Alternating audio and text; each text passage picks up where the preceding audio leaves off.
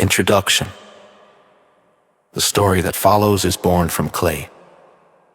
More than 3,000 years ago, scribes in ancient Mesopotamia pressed wedge-shaped marks into wet tablets, preserving one of humanity's oldest surviving creation epics. That epic, known today as the Enuma Elish, from its opening words meaning, "When on high," was recited during the Babylonian New Year festival, the Akitu. It was not merely literature. It was theology, political proclamation, cosmic explanation, and sacred performance woven into one.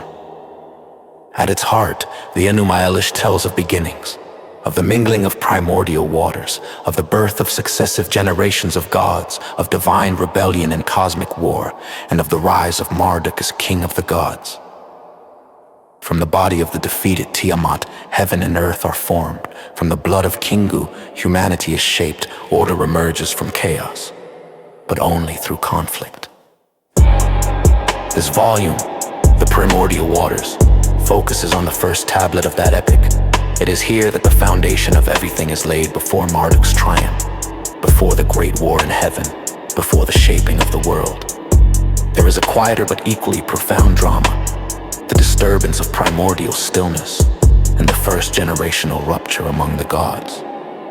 In the beginning there were only Apsu and Tiamat, sweet and salt waters mingled in endless unity. From them arise Lamu and Lahamo, then Anshar and Kishar, and eventually Anu and Ea.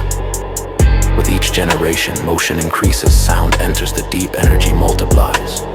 The once silent cosmos grows restless. This is the tension that defines Tablet I. Not yet chaos versus order, but stillness versus emergence. Apsu represents primordial calm, the desire for unbroken quiet.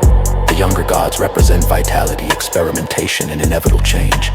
When Apsu resolves to destroy his offspring to restore silence, the first act of divine violence is set into motion. Ea's countermeasure, his spell that subdues and ultimately slays. Apsu marks the irreversible transformation of the cosmos. Historically, the Enuma Elish served a powerful purpose.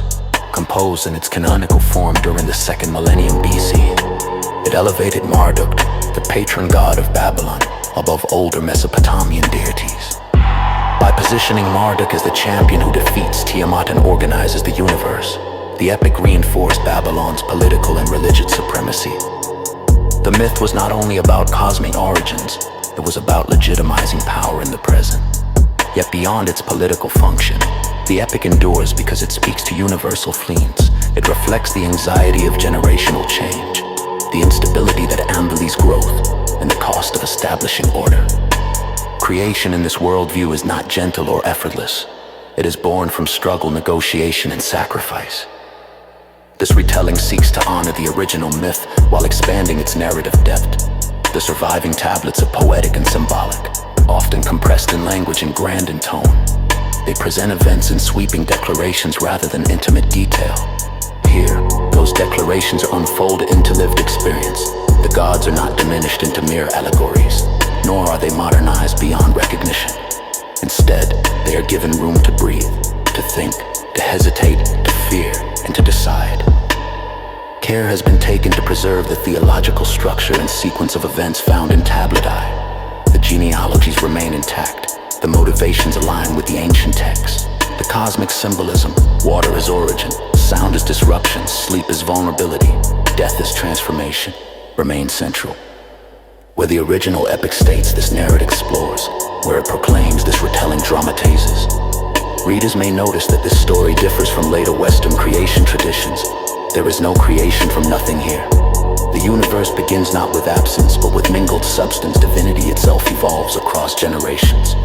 Conflict is not a fall from perfection, but a catalyst for becoming. In this worldview, order is achieved through decisive action and enforced hierarchy. As the first book in the 7 tablets of creation, the Primordial Waters sets the stage for what follows. The fall of Apsu will ripple outward, shaping Tiamat's grief and fury. In the next volume, Ea's rise will pave the way for the birth of Marduk. The patterns established here, rebellion, ambition, and transformation, will echo through the remaining tablets.